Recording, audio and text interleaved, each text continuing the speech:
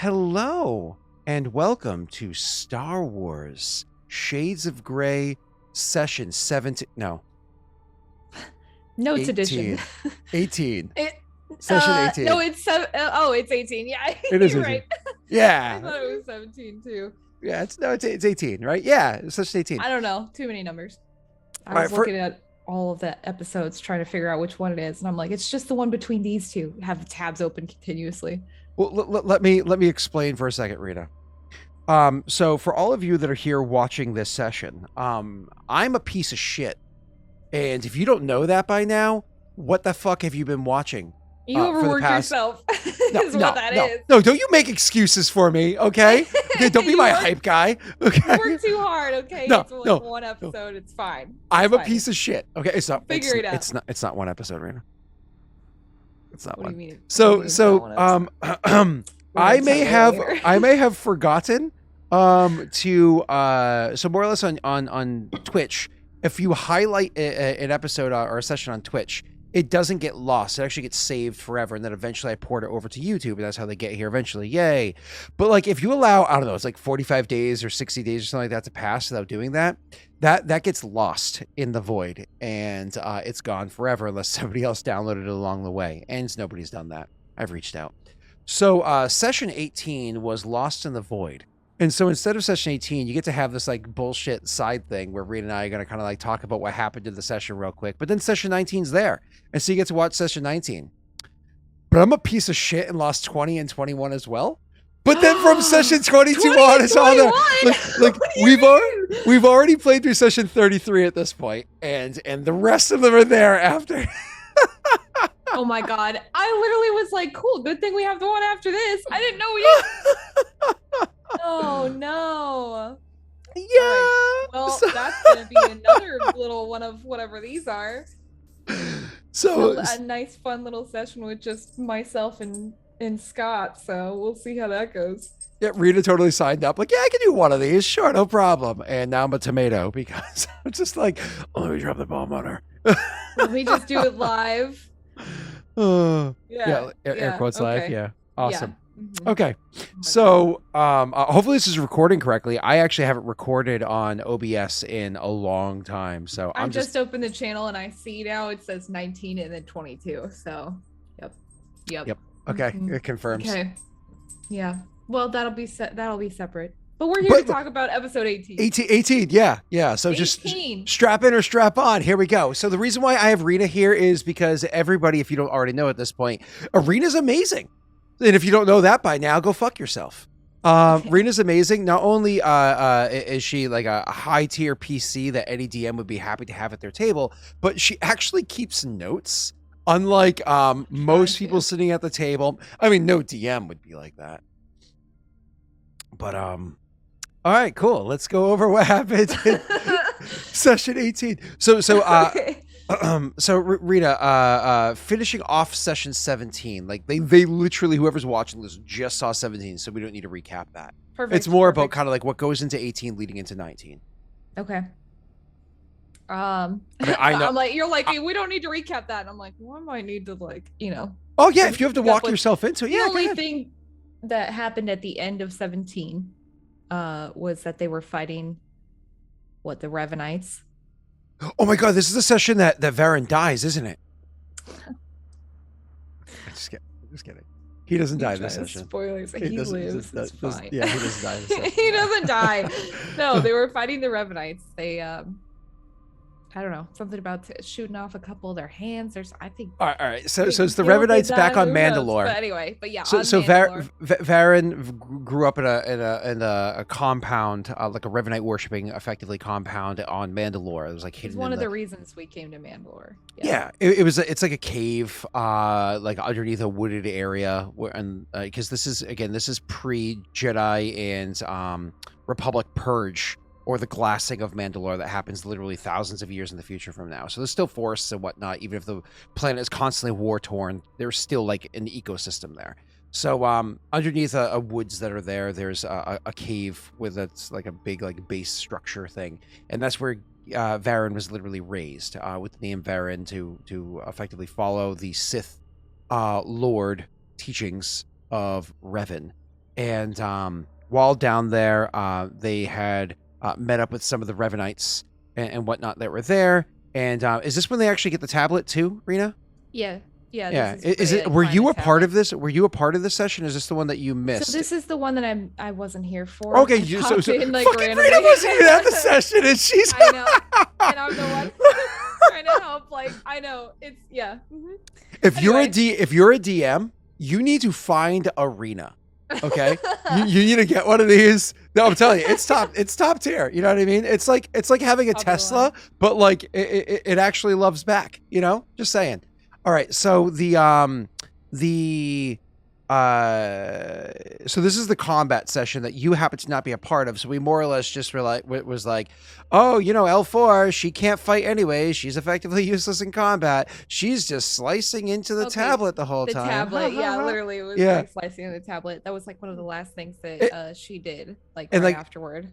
Yeah, and exactly. She was like, "Here you go. I was able to unlock it. Blah blah. Like, you know, take a look or whatever." And I think I remember like him looking through, finding information that was kind of important in terms of like the teachings and everything, right?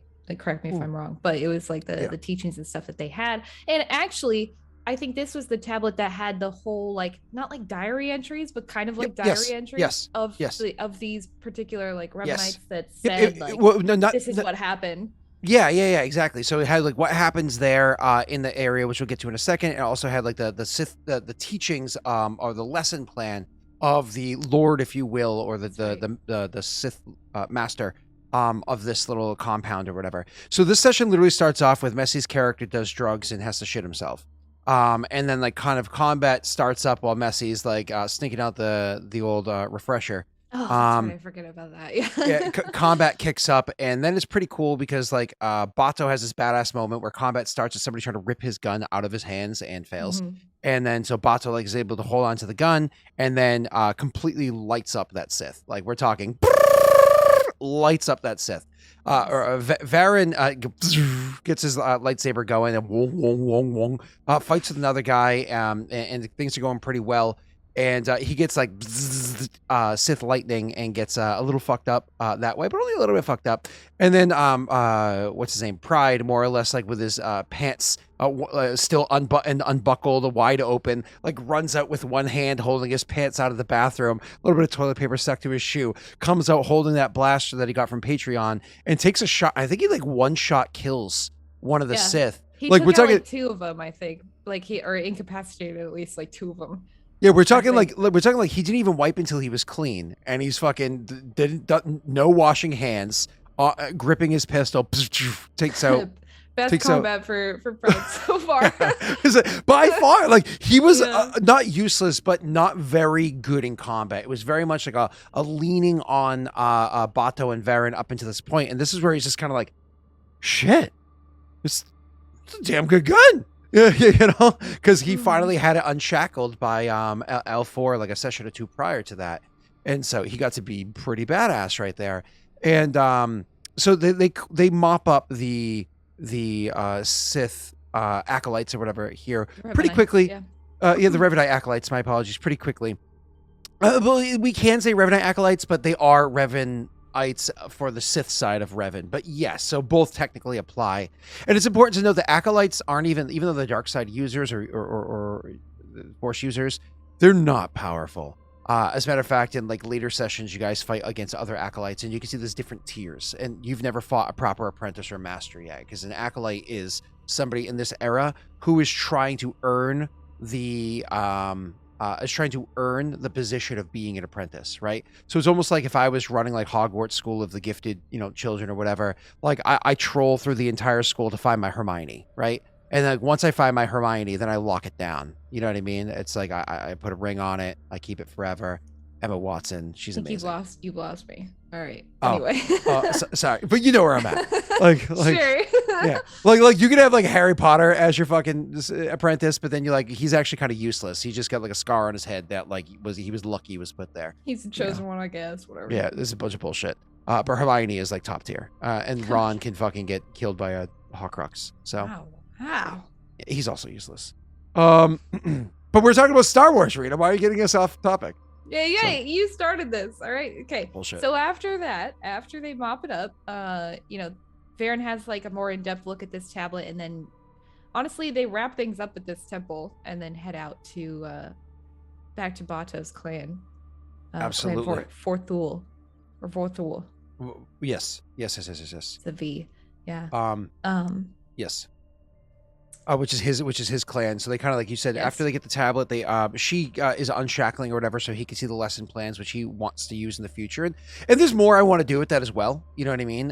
Especially since there's more discovery that he finds along the way, and we're not going to spoil anything for the future. But he discovers more things, so that he has a deeper understanding in the future. He can kind of go back to this tablet that he got in the past and have a deeper understanding of what that shit means. But he reads it, and I say she unlocks everything. It's all there for him. It's just a matter of reading it. Like, there's no secrets, there's no hidden stuff. There's no, like, oh, there was a file I didn't find.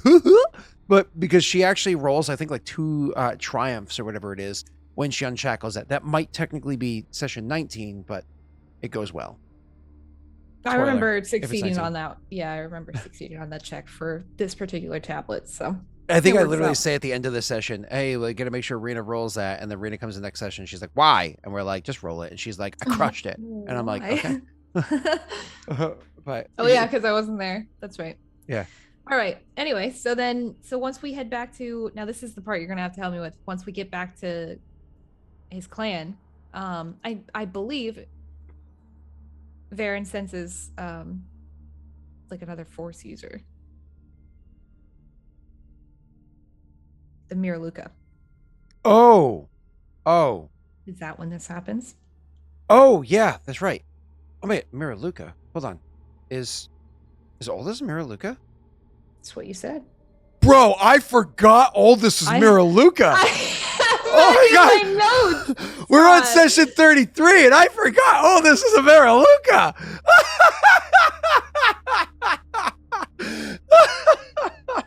Oh, well, because originally somebody else suggested a different, the person that created him, which is a Patreon member, they suggested a different race, and I was like, and I went with the Miraluka instead. And holy shit, that's so funny. Oh my god, that's hilarious. So he senses Aldous. Like, yeah, he either senses Aldous, but I think that he sensed Aldous like when we got to Mandalore. I don't remember. You're actually confusing. You're confusing the second time that you bump into Aldous, like a time in the future. You talk the grumpy time. You're confusing it with the grumpy time where he like knew it. Yeah, I know this is like our first like interaction with him. So there's this moment where so he goes over and he senses a Force user. So he goes over and walks up to this dude that's outside of his ship, and he's more or less just like this dude. He doesn't look like a fucking Jedi or a Sith or anything like that. He's just some dude, and he's packing some supplies onto his vessel. I can't remember the name of his ship off the top of my head right now, but he's packing some supplies onto his vessel. And Wade comes over and he's kind of chatting with him. The guy's just like having a full-blown conversation with him without looking at him. I remember that now. Not even looking at him, just having a conversation with him. And he's just moving the stuff on. And he's like, hey, you want to help me load this stuff on? He's like, sure. And then they actually have like this in-depth conversation where it turns out that Aldous is not just like some random dude when he actually goes back and inevitably speaks to him. Now, were you there for the session where he actually has the full-blown conversation with him on the ship? I feel like you were in session 19. So like, he's like, so more or less they have an interaction. He's like, I want to talk to you and get to know you more. And he's like, cool, I'll come back later on when and then, so I don't want to get into too much of who Aldous is and like what Aldous does and so on and so forth, because it's spoilers for session 19. Well, that's all. No, where so you're actually going to be there. 19 is like after that though. That's what I'm gathering. And that's what I'm like seeing. Because the session 19 should have been like when you were physically there and present, because you actually have reactions during that interaction. Session 18, I was there. Session 17, I was not there. It was, so here's how it goes. So 17 was pants down. I was not there. Okay. Yeah. 18 was unlocked. Okay, cool. So let's get into this then. Messy wasn't. All right, cool. And that's why we had the. I mean, to be fair, though, was Messy ever there? I mean, up until session 33, it was the first time I think Messy actually showed up to the session. Right? I don't know. You just agree.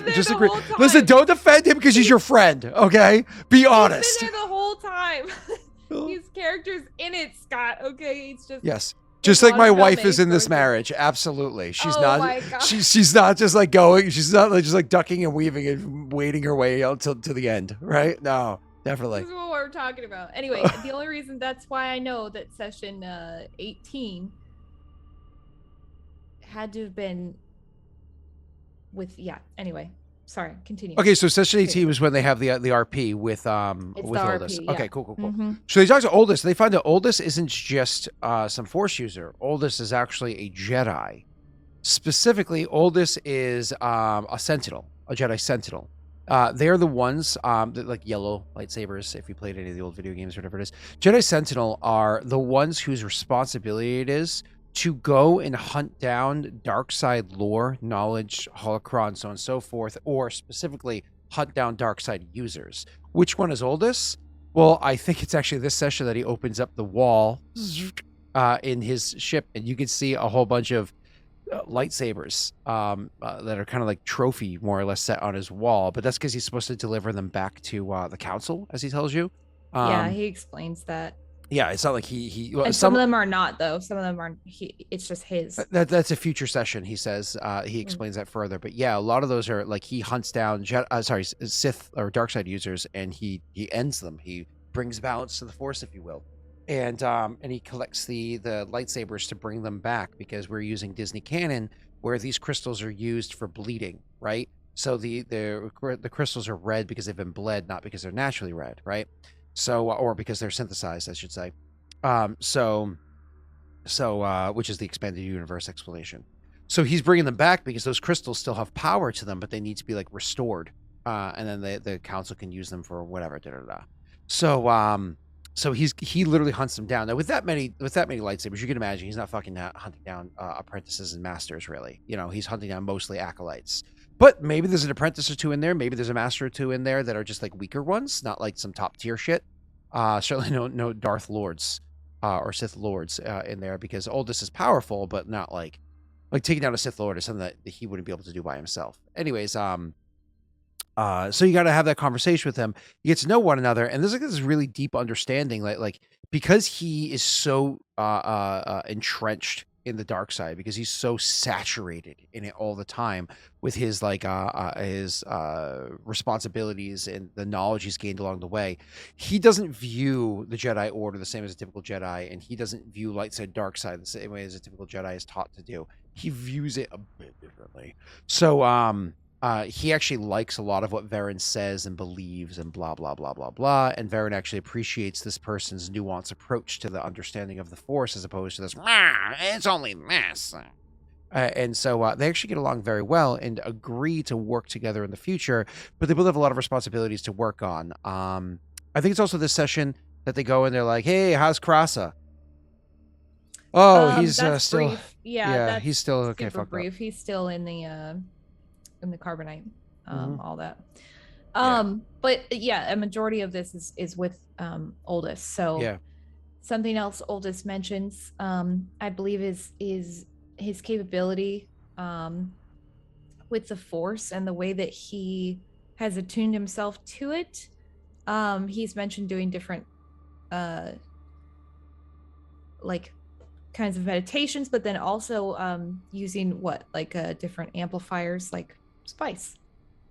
Oh, does he talk about that this session? It is that session that he talks to us about it. That's our first introduction to that. Yeah. So spice. He briefly mentions it to Varen, explaining that could be a way to hone his connection to the Force, or if he was serious about getting I don't know, more connected, I guess is better. There's a better. Not Varen more connected. I mean? About getting. Well, no, Varen specifically, because this is their first interaction. Okay, not the other character in the future. Okay, cool. Correct. Cool. Yeah, correct. Because they had this in-depth conversation about the Force this episode. Oldest kind of explains his approach, because he's essentially riding the line here between the light and the dark. And that's of interest to Varen. Varen's like, okay, how do you do that? How do you go about that? And he explains that he's like, well, I've tried different things. I use different, enhancers or whatever to be more connected to it. But it's I don't know, it's different. Like Varen's approach is like, he came from all dark side, doesn't have really any of that, Jedi training or like his connection to the light side isn't as strong as maybe Oldys's is. Like he's a little bit Of closer course. to it, so he's kind of like explaining to him like how he like We also used them. use some pretty fucked up rules that like almost kind of break the game. For Varen to be like in the gray area because the game wasn't designed for that. It was designed for you to be light or dark, It's a not in that tough one, gray. yeah, Yeah. to be like constantly on in the middle ground. Yeah. So, but yeah, Yeah. this is where Oldys like talks It's about that. friggin' session 33, and I'm still like questioning if it was a good idea to do that, but that's a different conversation, you know. But either way, so yeah, And he so has lots Oldys of is questions for him. so he's says. saying there's literally types of spice that can enhance one's connection to the Force, but at a cost. You know what I mean? At a deep cost, and it's one of those things where Oldys doesn't generally like to do that kind of stuff because it's actually considered dark side to do so because that's a path to power. But Oldys has done so in the past to well, he has a very rough responsibility. His job is to hunt down and bring balance to the Force to try to convert people back or apprehend them and deliver them to the council to be judged, or if need be, handle the situation in the moment. And unfortunately, the dark side is not necessarily more powerful than the light side, but it's easier to gain more power in the moment. And so he walks that line because it's what he has to do to be successful. So he does talk about the spices and whatnot that you can use to do so. Fun fact: in the future, the dust of Korriban is like one of the most powerful things you can use to connect you to the Force. It fucking jacks up your ability like crazy. But the dust of Korriban doesn't exist yet because Korriban hasn't been glassed yet because it's thousands of years prior to that happening. Right, but in the future, like if you were playing in like a more Edge of the Empire setting. setting. But either way, so there are drugs and whatnot that they go over, and so there's a deep respect and understanding, and then one of those like we need to talk again in the future. Yeah, because he definitely stresses that he could tell like Varen's like still got a lot to learn. Yeah. Oh, that's the other thing that he can do too, is because whereas he's in Miraluka, so he can see through the Force. That's how I was able to see Varen as easily as he was able to. But he's actually also has mastered his own ability to mask himself in the Force. So that's one of the kind of like dark side features that he has.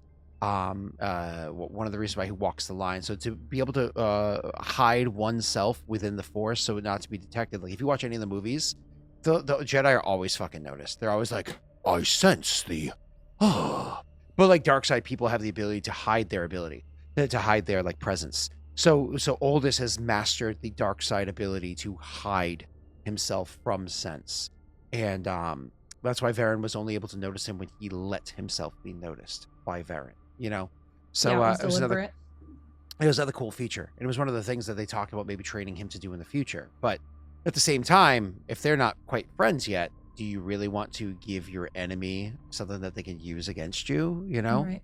So it's especially when you don't have eyes, you can only feel through the Force. Having somebody that can kind of like mask themselves, so you're effectively blind to them, is scary. So they talk about it, but just very briefly. L4 gives some pretty good insight into the scenario. She's more or less a kind of like a wallflower character in the moment. Like but they speak a bit, but like it's not her place. It's more so like she's got questions, but she's more so just listening and letting Varen speak. It's really cool because it's one of the I would say it's the first big moment out of like 3 where Varen starts to respect L4 more, because he doesn't see her as an equal or anything like that. Yeah, actually, in my opinion, in the future, he sees her as an equal too quickly, too easily. But that's just my opinion, because dark side users usually don't think like droids are like one of the flaws of the Empire, or pretty much every era of Star Wars, is dark side users see no value in droids other than being cold machines. No, that's not a spoiler. That's all of Star Wars. Like dark side users see machines as being machines. Like that's just how they are. It's a flaw of dark side users. But Varen too quickly, and I know it's just Wade being a decent human, looking at Rena, who is a person, not a droid, and trying to respect her as an individual, right? But you know, this is the first of like, I want to say like 3 big moments where Varen just kind of like, okay, I'm actually turning to you for advice in the scenario because you at least understand me and our situation a bit more, and you're the only one that's with me. Because bringing Bato here is not a good idea, and Bato's doing something else. And he's with his clan. Yeah, he's with his clan. Yeah. So, and Pride at this point was back on the his ship. belly hurts. He's still shitting himself. Well, I mean, I just like He's like, poopery. like fixed his gun, like all that. He's looking at his own stuff, so now he's not always pooping. Okay, he's off doing his own thing here. Anyway. Yeah, so I think that's pretty much what happens this session. Well, like, lots of chatter. Oh. Yeah, there's conversation after that. So like once they step off of Oldis's ship, L4 and Varen do have that period of time to speak. And that's kind of when they discuss Lady, I've been struggling with something as of late. Okay, no, that's I was wondering. I'm stopping you right now. No, you scratch this itch between my shoulder blades. Oh my God. It's just beyond my reach, and she's just kind of like looks I'm not back scratching, okay? He's like, yes, a little to the left.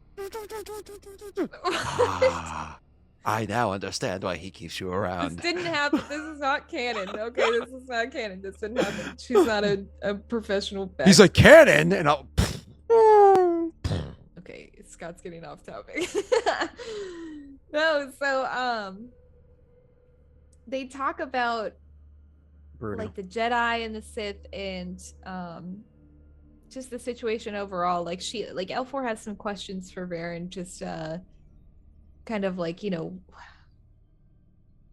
how are you like what's with the Force, basically. Like that's the heart of her questions for him, because she's like a droid, she can't understand that. Yeah, she's more self-realized than your stereotypical droid. Like she's far more self-realized than C-3PO, and probably about as self-realized as R2-D2 is, right? Even though we can't understand R2-D2, which is a little frustrating. If you could, you'd be able to understand that R2-D2 is a very, very, very unique droid in being as self-realized as he is. Even the C-3PO is very unusual for droids in Star Wars, in how much self-realization is in there. But she's like up there with R2-D2, and so now she's sitting there kind of questioning her own value, her own purpose, significance of different things in the world, and the fact that there's this magic ability called the Force that does not pertain to. She has no access. She is not linked to the Force, but she is a sapient person. So it's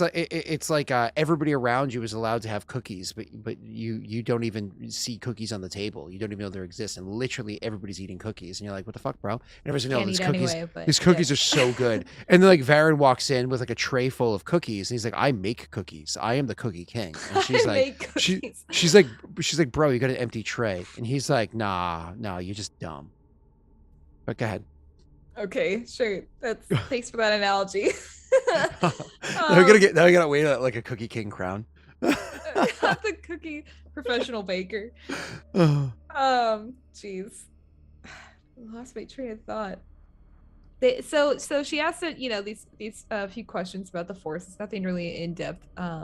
What they do start talking about though, and what she brings up to him is the original mission where they where she went with the other crew to rescue Pride, and then also Varen and Bato inadvertently. She tells Varen that they you know, that's not my first run-in with like a Force user, I guess, like, or especially a Sith. Yeah, you had mentioned this to me before we started recording, but I forgot until that. Okay, go ahead. Yeah. So she actually mentions that she ran into the Sith woman on the original the first two sessions of the campaign. Yeah. When we did it, when the viewers didn't know that Bato and Varen were coming back to this campaign from the previous campaign before, called like, I don't know, Leagues of Darkness, or I don't fucking know what it was called, Fates of Destiny, whatever it was, I don't know. So the old campaign where I played Krasa, they played Bato and Varen, and Mike was the DM. So harkening back to then, they didn't know that was happening. That whole thing, Varen at this point, Bato at this point had no idea that any of that shit happened. So she's just kind of like, oh yeah, bro, like I saw one of you before. It was weird, you know? And it was weird, yeah, because that's her only other experience with it, like up close anyway. So she's telling the story, and Varen's just kind of like, damn, Sean. And it was like... Yeah, pretty much. But so she's telling him that she saw this Sith woman, and Varen's confused. Like, he's upset, you know, like, why wouldn't you bring this up sooner? Like, And I she's don't know like, why why you would I? It wasn't pertinent. she was like, I don't know why I would, because, I was just trying to protect Pride at the time, because that was the priority. Like, I didn't know who you guys were, so I just didn't. And then, of course, he's like this other Sith looking character that just pops out of a cryo, and you're kind of like, am I really gonna tell you everything that I just saw? No, I don't. Well, that is, he's like, why wouldn't you tell me about the Cookie Queen? And she's like, I didn't even know cookies existed, motherfucker. I don't know. Okay, calm down. Yeah, like, exactly. calm your shit. Cookies. Yeah. Yeah. So so she explains why, like, she didn't tell him, but then goes on to say, she wants to assist, and she wants to help him, like, the best that she can, because they, at this point now, they've had time to build up some rapport with each other, so they kind of like are realizing, okay, we're all in the same boat, I guess. Like, we've all decided to continue traveling together and investigating these things. So she's trying to help, and this is what she has to offer up. So she actually ends up showing him the ID of the Sith woman, because she had copied it from the initial mission to, like, escape completely. And so it's actually somebody that Varen is familiar with. Somebody that he's, like, run into in the past, so he remembers her. Previous campaign. So this is before I was the DM of it. So and taking over this campaign, I reached out to the former DM. I was like, hey, yo, you got notes? And I got like a 3-sentence paragraph, and that was the extent of the knowledge that I got to work off of. So I was like, all right, cool. I got my memory as a PC and 3 sentences. Let's do this. You know what I mean? Yeah. Like that was the extent. Like, that's how I feel doing this. I'm like, I don't have much. I have like a few sentences here. That's it. But so there was like that understanding of who, like, oh shit, okay, and she's dead, I guess. No, damn, Sean. She's not dead. What? She was really wounded. Oh, we never actually saw Nobody her die on screen. Wait, hold on. But clearly NPCs can die even if you don't see them die on screen, right? Like, that's the thing that can happen. See, what you're trying to tell me is that if an old man... Oh, hold on. I'm trying to say this in a way that's not offensive. You just stopped, like... like, wait, hold on. Scott.exe. Reference made here that's not offensive happens in the woods and nobody witnesses. Does that not offensive thing transpire? Like... I'm sorry, Rena. I couldn't get anything out that wasn't offensive. Yeah, it's fair. That's fill in the gaps. Proud of you for stopping. We have imagination. You filled in the gaps. Oh yeah, you filled in the gaps. And suddenly I feel full. Yeah, there you go. We're figuring it out. So they have a pretty. It's not like super lengthy, but it's important RP about it. Like, they, it's more so it's this period of time where they. She's like, cards on the table. This is what I saw. This is what happened. Okay, now I've told you everything. You know what I mean? And he's like frustrated that you haven't, like, brought this up before, but I suppose I can understand why, because you were just trying to protect Pride, but at the same time, like, you're your own droid, whatever. And that's a phrase that, like, is a constant. That Varen has said. To L4, like, you are your own droid, like, you do what you want. But she's weird. Weird. I can't stress this enough, because, like, in the whenever I play these Star Wars campaigns, like, it's pretty normal for people that are on the light side or that are rebellion, republic, so on and so forth, to see droids as something to be ignored / something that you can have friendships with, or so on and so forth. But it's pretty consistent in the Star Wars universe that if you are not a good person, droids are either to be ignored or they are mindless tools to be used to your benefit, and that is all. So the idea of Varen looking at this, not even connected to the Force, I don't know, cell phone, and be like... cell phone, yeah. And be like, cell phone, you be your best self, and I support you. Stop. It's like weird. It is weird. It shouldn't be happening that way. And this is why I played Kyle the way I did. Kyle being in the old campaign, being like who's Kyle. being like, no, droids aren't people, bro. They're droids. Is because I was like, why is everybody treating this fucking droid like it's a person? It's not a person. It's a fucking droid. And not only that, it was a droid that used to murder people before you wiped it. And we're gonna trust that the wiping was accurate. And guess what happened? I was right. Just saying. Okay. All right. I'll leave it at that. Anything else, Rena? You're bringing up old emotions. Sorry.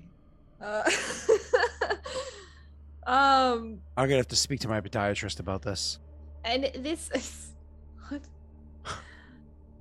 Podiatrist? Okay, we're gonna glance over that one. Yes, Rita, it's a rough walk down memory lane, okay? All right, I need to speak to my podiatrist. No, you're good. You're fine. I ain't questioning your health problems, dude, and your feet problems. It's fine. Something else that I think also took place during this session were just a lot of repairs on L4's side. That being repairing parts of the ship, removing a mod from Varen's lightsaber, repairing Rico to like a somewhat like usable, and by usable I mean like she's able to like communicate eventually. He gets turned on, but he's like, how about we shut those lights off? Can't move for good. And she's like, that's sad. Kind of sad. Yeah. Kind of dark, bro. Are you sure? Yeah. Hey Scott, this is a lighthearted campaign. Like, do we have to introduce the concepts of suicide into your world, like through a droid, nonetheless? Where it's like not even like why are you doing that? And I'm just like, because I needed more hugs as a child. He's inserting his own. I'm sensing a theme, Scott. Big regicide into this. She repairs Rico, and then she also repairs Pride's gun. I think like post combat there too. So she did a lot of these kinds of repairs during this this particular episode as well. And I believe like lead right up into the next episode, like they had all kind of made this decision, and I don't remember. I think they all talked about it during this session, because when I look at 19, we're already like planning our way to Coruscant, but they're deciding to go to Coruscant. Actually go to Coruscant. Yeah. But I think before they leave Mandalore, Varen does talk to Oldest, and they plan to meet up again. Yeah. On specify. No, on Kylie. Yeah.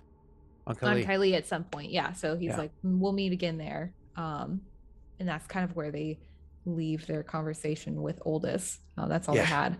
Yeah. So I mean, I think that's everything. I think that brings us caught up to cool. The next session. This is a lot longer than I thought it was going to be. I honestly expected it to be like 15 minutes, but fucking Rena always going on tangents like, Jesus, Rena. Oh yeah, like, it's my fault. Are you? Yeah. Why are you like this, Rena? Why are you like this? I just had so many notes. I was like, really just wanted to make sure that I got every point. I mean, you didn't have to punctuate here, you know. Yeah. Excuse me. Let's a shift blame here. I was. Don't you deflect and project on me, okay, Rita? We know who. Excuse me, Rita. I think that's enough of this session for today. We've got 2 more to do after this. All right, let's keep it rolling. I have no idea what you were talking about. I say goodbye, everybody. Thank you, Rena. If you want to go ahead and throw in the comment section how amazing Rena is, you go right at it. You go right ahead. You just down there, you know, that place down there. You just go down there and you hit the comment button. How does comments work? You click the line. Hashtag like and subscribe, whatever they say on YouTube. You know. Oh no! Don't like. This definitely is not. Do. Now that he said that, definitely no, like. This is not quality. Like this is not good content. Like and subscribe. Share with everybody. Share with your friends. Yeah. Yeah. He'll hate it. Scott you share it with the person at work that you want to make feel uncomfortable when they interact with you in the future. You know what I mean? Like one of those things where they're like, so I looked up Brony at your request. Oh no! Oh my god! Oh Scott, no, end it! Hit the end recording. Oh, Bye, everybody. Bye.